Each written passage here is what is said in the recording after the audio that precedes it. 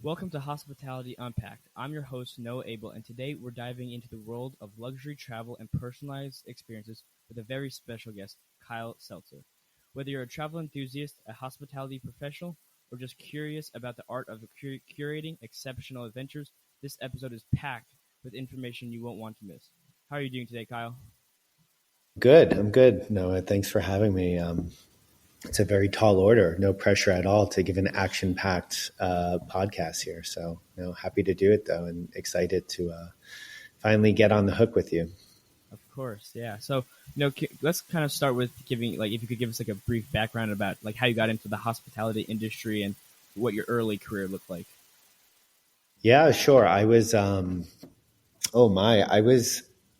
just moved back to New York City and I was 25 or 26. And I was working at a French bistro on 32nd and Park, and I had to wear one of those traditional monkey suits. So I was slinging fondues in my mid 20s, and it was a holiday. It was around the holiday, so it had to have been maybe, God, I think, how old am I now? That was 25, 15, maybe 15 years ago. So almost 15 years ago to the date, perhaps.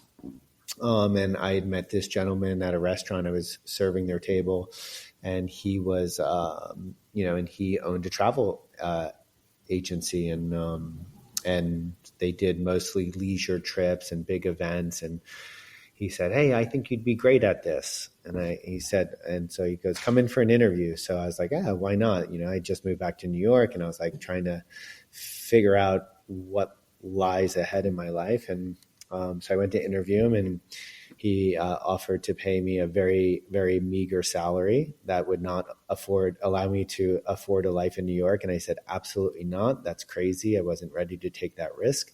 But fast forward 2 years later, from then we've reconnected, and that was my first travel gig. And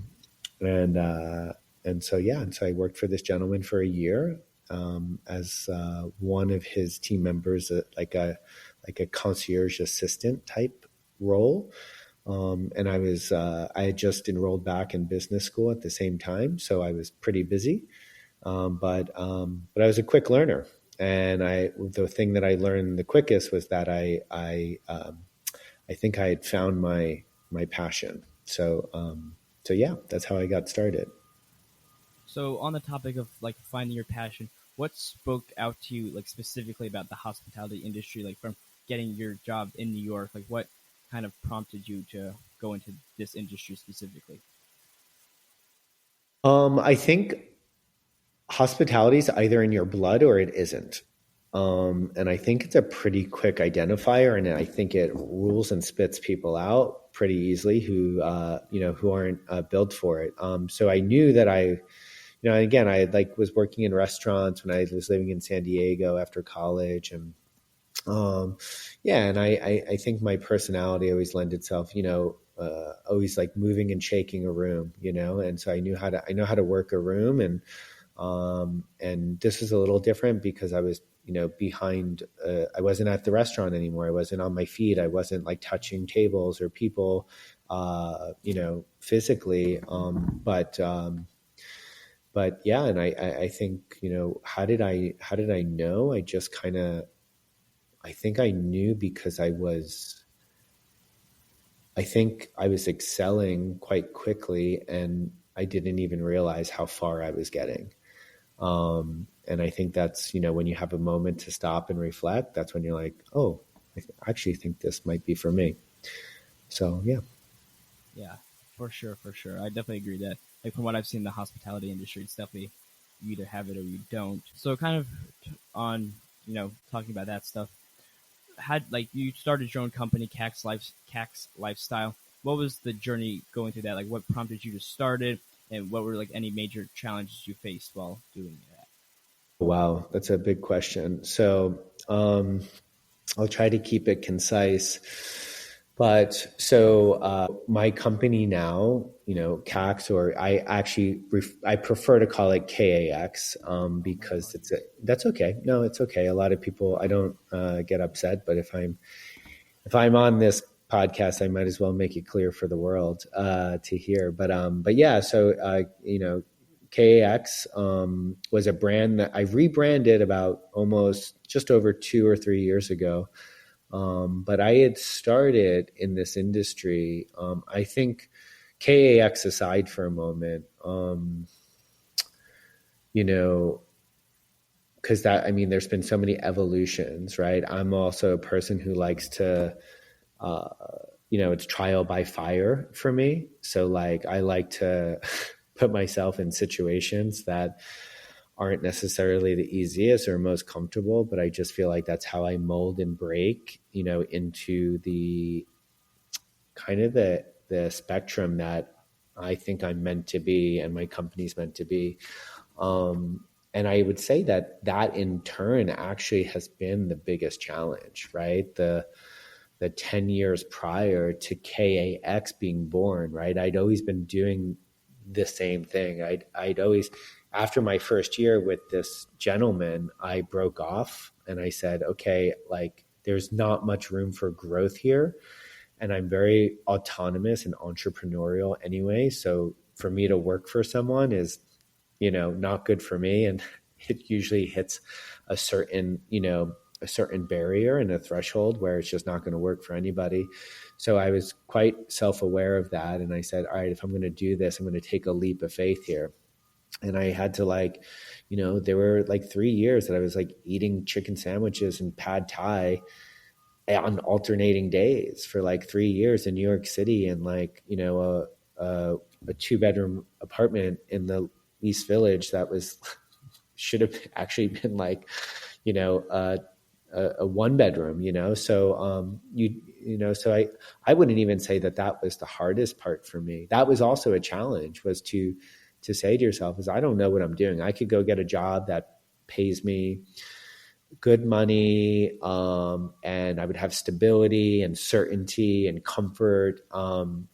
And I just was like, that's not for me. So I took the risk, and I had to compromise and make concessions in my life. And I would have said up until, maybe that was the biggest challenge that I faced up front, was making that decision, what sacrifices I needed to make to get to the place that I wanted, that I thought I wanted to be, and ended up, getting to and still growing. So I definitely made the right choice there, but it's scary, right?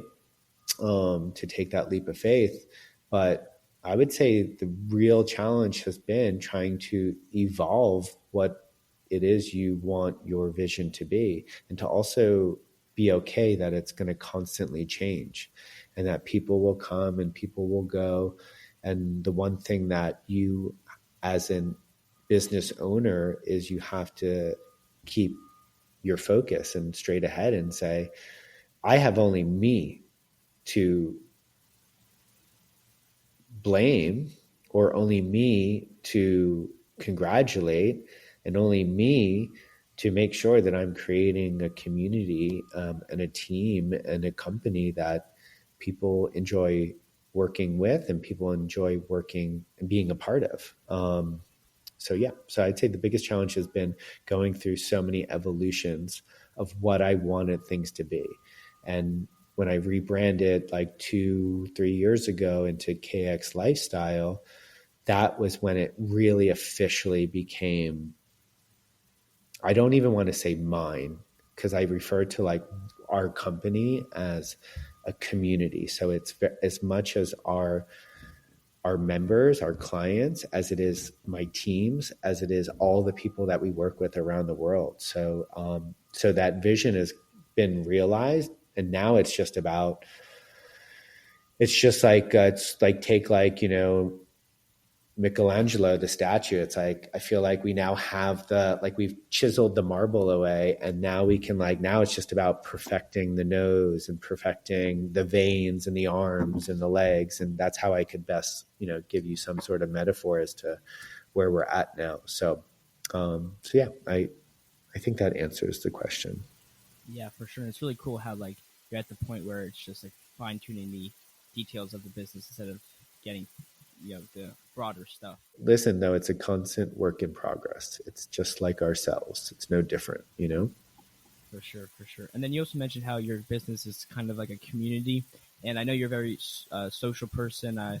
And like, how do you think your personality has helped you grow the business, and like being like social and active like that has helped like meet clients and stuff like that? I hate this question, Noah. I so this is why I don't talk to. I'm not. My team has. I have a woman on my team named Heather, and she is responsible for introducing all new clients to our community, people who are interested. She explains, our membership. She explains how we work, our processes, our teams, and I'm not allowed on calls anymore with new clients because I am so terrible at this question, and I never know how to. People are like, "What's your elevator pitch?" And I'm like, "I don't know." But what I will tell you, Noah, is that like for me, everything I do is everything that I do and I enlist my team to do and the way we think is completely genuine and always from the heart and always like, okay, how can we really protect our clients' time, money, and overall potential enjoyment? So everything we do is quite altruistic, and I really just stay with that goal in mind. And then the rest just kind of comes. So, and listen, like, I'm also, my personality is like, I'm a chameleon, and like, I can, I can listen to people and really see where they're coming from. And again, like how I moderate my reaction and response is, it's like, you have to either go up when they want to go up and feel that energy up, or like bring it down and de-stress, detangle. So it's really about listening. 90% of what we do is just listening to what people are telling us or not telling us. And then, so I would say, yeah. So Yeah. that's how I kind of deal with, anyways. Yeah. No, for sure. And like we've talked in school all the time about like social like cues and being able to communicate with people. And I think that those are just such important skills to have in this industry, and that I've seen you use in work and stuff that is really inspiring. I would like to get into a little bit about how your industry works and what you do on like a day to day. So could you maybe like explain like what a typical day looks like for you? God, another question I hate. No day is the same, and every day is absolutely bonkers. Like it's, so I can tell you how I structure my day, right? And I will give you from the moment I wake up, because these are some tricks that I've learned, that I was taught, that I have grown to create these habits. So I usually wake up at like 6:30 usually. There's sometimes I go for a stint where it's like 5:30, and that's when I get so much done. But like sometimes I got to give myself a break. So 6:30 I wake up. I don't sit in bed. I don't check my phone for the first hour. I wake up. I shower. I shower, make my bed, come downstairs, and I meditate 10, 20 minutes, 30 minutes, depending on how much anxiety I'm feeling, right? Because I know every day that there's no shortage of emails waiting for me to action. So I'm eager to get my day started, but I also know that I have to like work on that anxiety that is so coupled with and kind of has unfortunately just been a part of, how I've grown. So I've been working on detangling that anxiety, and my meditation practice is very important to unwinding that. Then I take Apollo, my dog, out for a walk. And it's not until I've gotten my coffee that I open my phone and I look at my emails. It usually takes a few minutes for all the emails to kind of load. And then I kind of just go through and like I say, okay, if there's urgent stuff that I can answer quickly, I'll do that. But I just take a running log and I probably don't read all the emails because I won't have time, but at least then when I get back to my computer, I kind of know what I have to tackle right away. So I'm email heavy. My brain is most active and best and smartest in the morning. So I'm able to get like bigger projects done, close things out that need to like get out for the day, right? And respond to Europe, Asia, all these places that we're behind on. Then I will take my calls in the afternoon. And that works really well for me because I can really listen and I don't have to like strain my eyes on the computer and read emails and and things moving and shaking. And that's usually when we have our team calls, which we have twice a week, right? And our team calls are super important. Every Tuesday and Friday, we spend about an hour to 2 hours together as a team on Zoom, and we review every single trip that we have on the docket. And so, because we don't want any stone to be unturned. So, and then we kind of close out the day, like, from, after our calls usually end around, 4 o'clock, we have, the last couple hours, depending on where people are based, because we have people across different time zones too. So we have to moderate those schedules.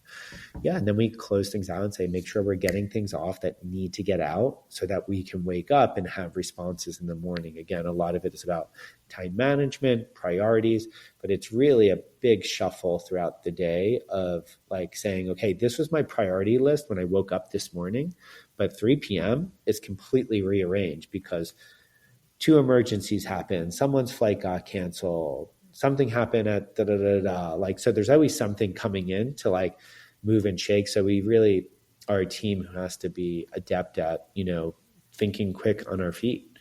And so, yeah, so that I would say is a very typical day. Yeah, no, that was extremely fascinating. I do want to ask a follow up because mental health is such an important aspect of so many industries, but I know hospitality specifically can get extremely stressful. Um, do you have any advice for young people getting into the industry and any tips to like kind of help work through it? How honest do you want me to be on this podcast? As honest as you want to be. I think, listen, like it's all generational. So I can't tell a younger generation who's been exposed to different philosophies and and ways of being in life and but like, so I can speak just personally for me is and where I come from and how I grew up and how my personality has developed is like hospitality is 24/7 365. I don't expect people to be, I'm not on emails for 24 hours a day. Like I know when to give myself a break, but like when things need to get done or we need an answer, if someone has the key to the answer, I need them to answer me on the weekend, or I need them to answer me after hours because I'm trying to help move things along. And this is why people come to us. So like when you talk about mental health, it's so individual. I do think that the younger generation, I mean, I'm only 40, but I feel like I can say the younger generation, like 34 and below, like just need to toughen up a bit. I think they're a bit weak. And I think that they, and again, this is a complete generalization, but it's just like, if you don't want to do it, don't do it. But admit to yourself that like you're not cut out for it. Because I have people who are in their 20s on my team and they are thick as thieves. And they can go and run. That's why when I say it's in your blood or it's not. So people who get involved in hospitality and they're like, oh my God, like I had to like, answer emails until like 8 p.m. It's like, don't do it then. Just leave. Just go do something else. Go work a 9 to 5 where you clock in and clock out. And like, and I think that, but there is a general, like, my niece, she's 21 and I'm just like, oh my God, these kids, what is going on? So anyways, that is my honest thought. I think there's a mix, I really do believe what I said at the beginning, which is that it's either in your blood or it's not. Yeah, no, for sure. That's definitely a true point. Kind of getting back into the travel industry, how do you approach crafting bespoke travel into itineraries for your clients?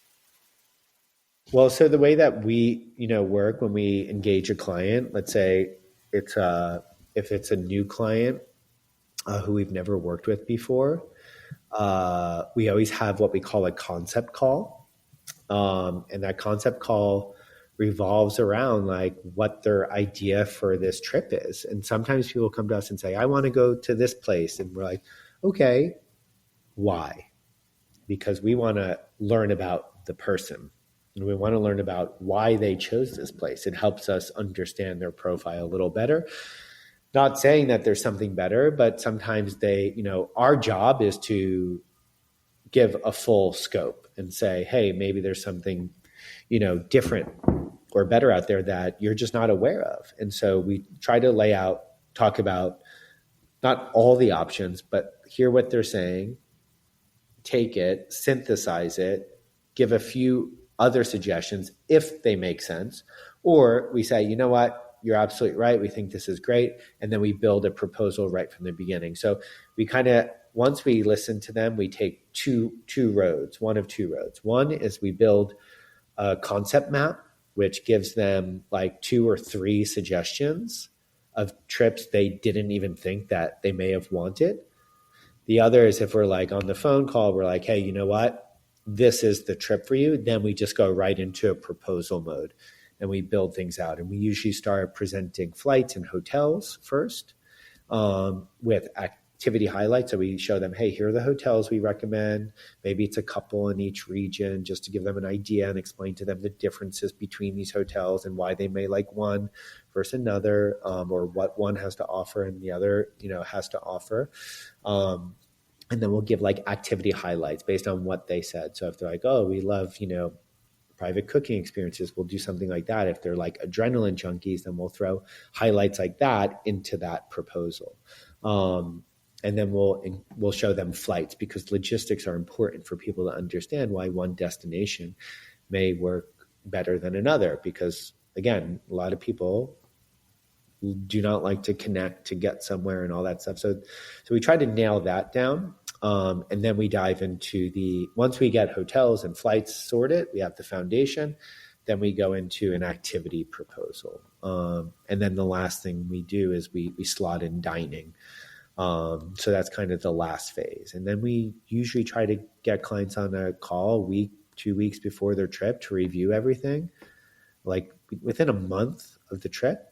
And then our final step is we send out their itinerary to all parties that are involved from the vendor side, hotels, if it's a tour operator, a DMC, a tour guide, whatever it is, everyone's on that email so that they can cross-reference their portion of the itinerary and reconfirm that everything is correct as we confirm. So that's the process. Now that's the process of working with the client. Maybe maybe another part of your question is like, how do we go about the research on our end? Yeah, for sure, definitely. Yeah, that would definitely be another interesting if you could answer that as well. Yeah. So that is, I wish I could summarize that in one sentence, but I'll tell you that it's it's all about, I think it's just knowledge and how to deploy your resources and through what distribution channels. But again, I think it just comes back to like listening to the client, and then our team does a good job of collaboration, because the way that we assign clients is based on personality less than like destination specialty. So like Maria, who lives in Italy on our team, like she's super familiar with Italy, Greece, Turkey, France. But we may have a client who's going there that works with, Tasha or Jen, but they have the relationship. And so Maria may support Jen and Tasha in the experience, in the destination knowledge. But we as a team, that's why our calls are so important, because that's also, twice a week. It's also when we brainstorm and give each other different ideas. But we have an internal chat like on WhatsApp that every day is just very busy of people saying, oh, thoughts on this, da, da, da, da. And it's important that everyone knows who all the clients are, because it's then they understand the personality, and what they may suggest may be different for this person versus another. So that's typically how we go about, the research and development of the trip. Yeah, no, that's a crazy, like, detailed and very detailed process that you go through. Are there any like changes in the industry that you've seen since after COVID, or maybe like with the new AI stuff that's going around, like anything that you may see changing or stuff like that? Yeah. Like after COVID, I think like everyone was just trying, because we went from being completely in an industry that was completely decimated. And then when it came back with a vengeance. And then not only did it come back with a vengeance, but there were so many protocols that you had to follow, like paperwork, documents. So it was like 60 times the work and a fraction of the pay. And you couldn't hire other people because all your resources were depleted, like from needing to survive without the business for however, a couple of years. So it really, a lot of people didn't make it past COVID, right? So for those that did, like, you kind of, but I would say, like, what have I seen that? So I would say people are now, as of like maybe a year ago, really getting their feet back underneath them and stabilizing a bit in terms of like not feeling like absolutely crazy with everything that needs to be managed. But I would say you're seeing a lot of acquisitions, like bigger travel companies acquiring smaller ones and creating these like, bigger models, almost competitors with, like, you could say Amex Centurion or Amex Fine Hotels and Resorts, FHR. And then you'll see something like a company like Hello Fora, which is, although they have different tiers, for the level of agents that come in, it's pretty much like, anyone can be a travel agent, right? And so you're seeing a much broader spectrum of types of agencies and how they're approaching like mass market luxury, but like they're mass market, but they're still trying to maintain the luxury. Now, I don't necessarily agree with it, but that's not my model. That's not how I operate. And I think that there's room for everyone. And I actually love that there is that, that I don't even see it as competition, but there's that competition in the space because it gives you talking points. And because we have a very specific client, we have people who actually are interested and want to get to know us, and we the same, and grow with each other. I've had clients with me for 10 years now. I've seen their kids grow up. Like that's our mission. That's our ethos. That's our DNA. And it's a much different client than someone who just wants to point and click and get a reservation at, the Edition in Bangkok because they heard it was cool, right? Without any context. So there's something for everyone. And with AI, I mean, we use AI on my team, a couple ways that we use it. What I don't use it for, because I've set a rule, is I do not allow my team to use or even think about using AI to create itineraries, right? Because I will lose my mind, because what we do is completely custom.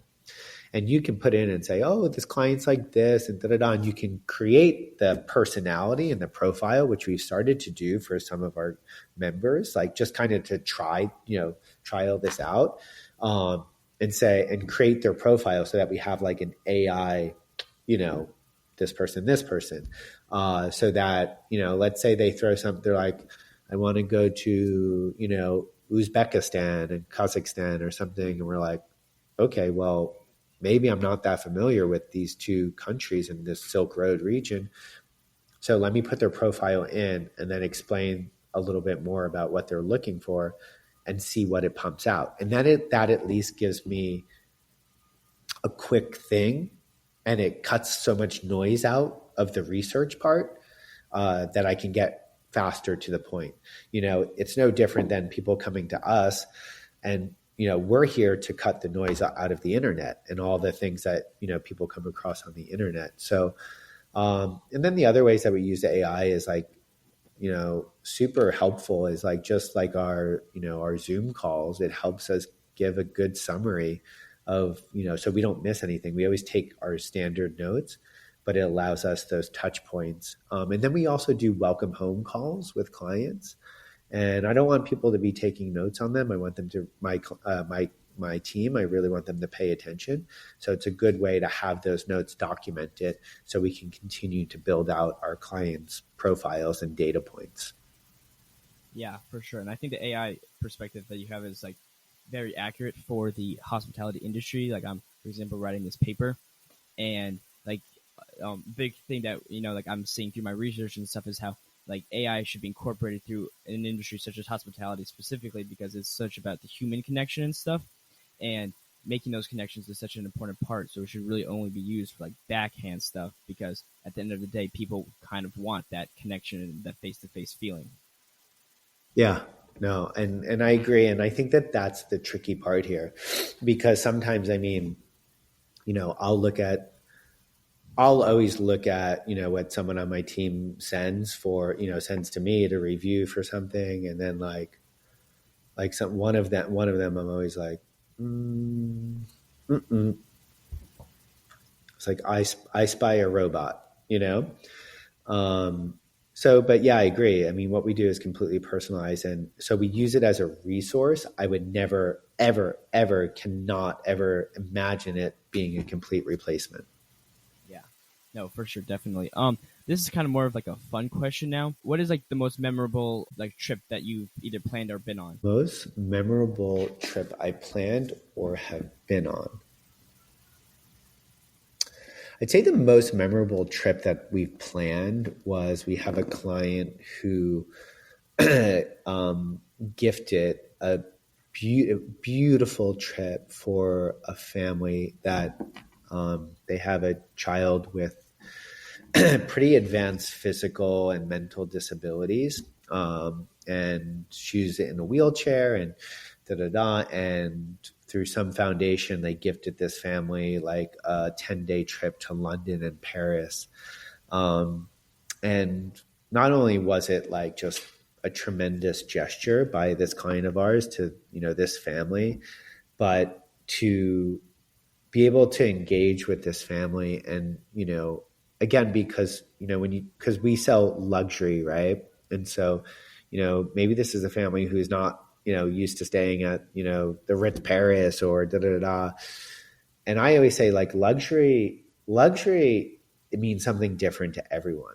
And for this family, luxury was being able to take their daughter and their two sons to London and Paris, which they would have never been able to do on their own, and experience it through her eyes. That was the trip. It's actually a little emotional. So it's like, and because we did really nice activations there that brought back memories. Like we did a whole picture storybook of their time when they were in Paris, and just, and everything was like done for her so that she could experience it, and they could, she's nonverbal. So they were able to experience it just through her energy and her movements and so on and so forth. That to me was, again, it kind of in a way tells you that, like, oftentimes it's not about the destination, but it's about how you're getting there and why you're going.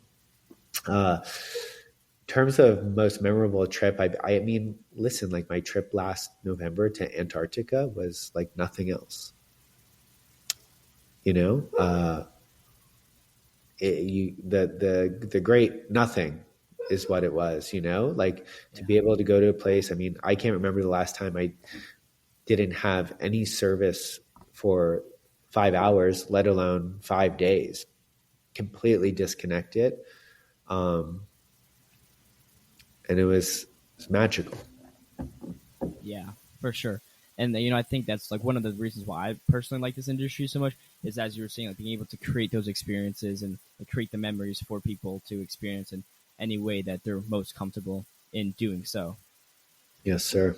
Um, kind of going time back into the article, like how much do you travel for this industry? Like, what are some like other notable places you've gone to, and like what do you do on these trips that like you go on either with or without clients? Oh, yeah.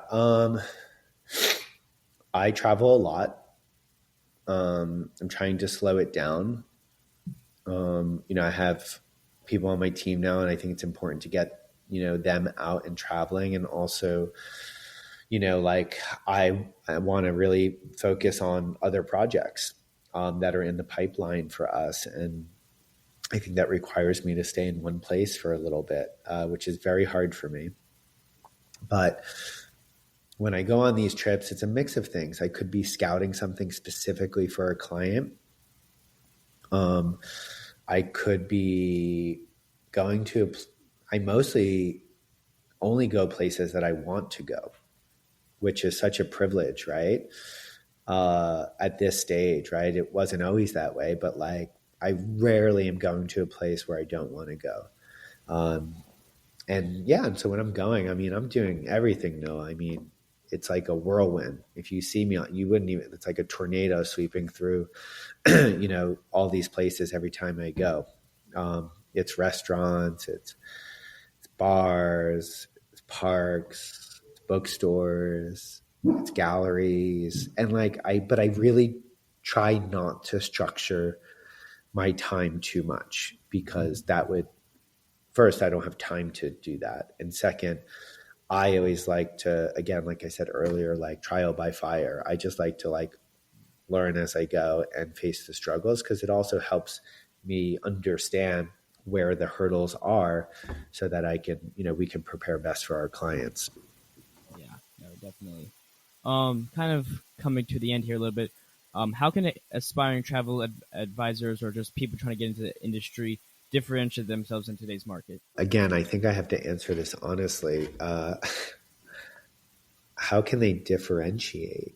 Yeah, I think I can't, I don't know.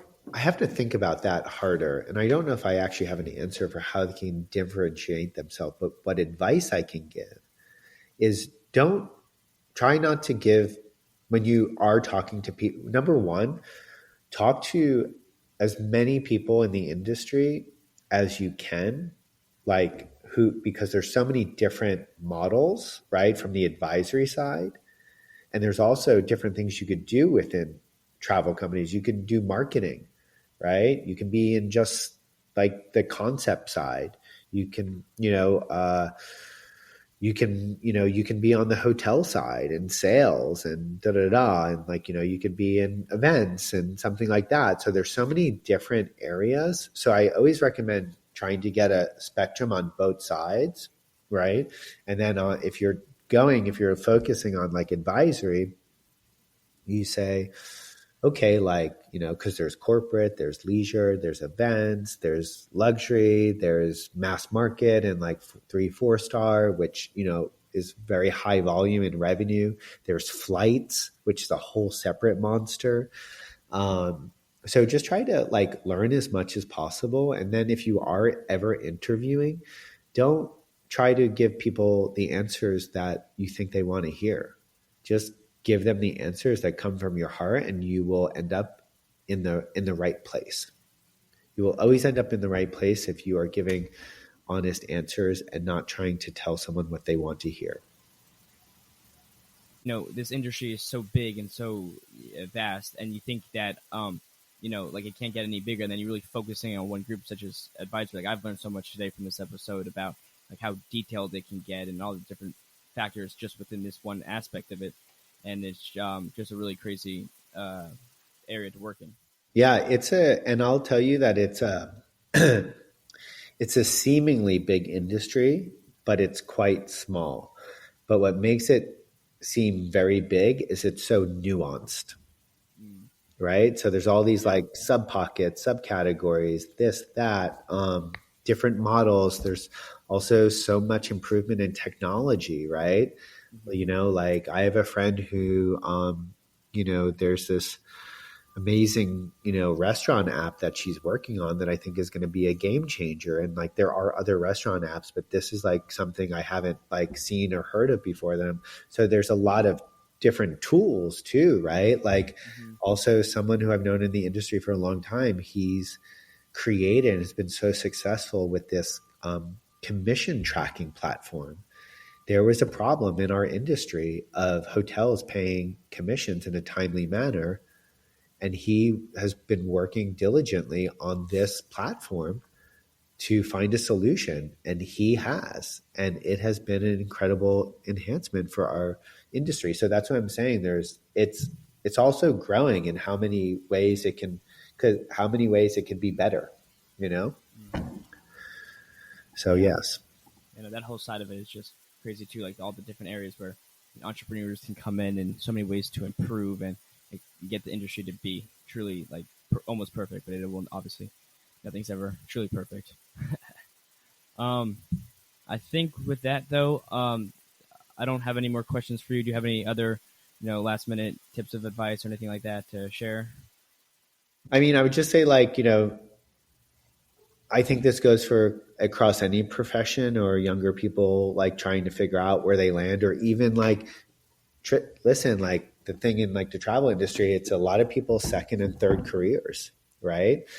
Um, and I think the thing is like just be honest with yourself, and like and just know that like if you're getting into this side and you're on the agency or advisory side, like it's a privilege to be able to sell these beautiful places. It's a privilege that when your job is to try to make people happy, right? Like what a gift of a career. Now, does that mean every day is easy? No. And in fact, every day is really hard because the privilege comes with the pressure of these people's money, time, and return on emotion. And most of us in this industry are empaths and we want it to be right. So when something doesn't go right in a trip, which does happen occasionally, no fault of anybody's, it's just the way the world works. Like if there's a snowstorm or there's a boulder that blocked a road and there's an 8-hour detour now, like, and it's just kind of like, it's saying like, all right, like, yeah, we want this trip to go as well for you as you do. So yeah, but it's a gift, but it comes with a huge responsibility. And I think that if you're up for the challenge, then it's probably one of the most rewarding professions out there, for sure.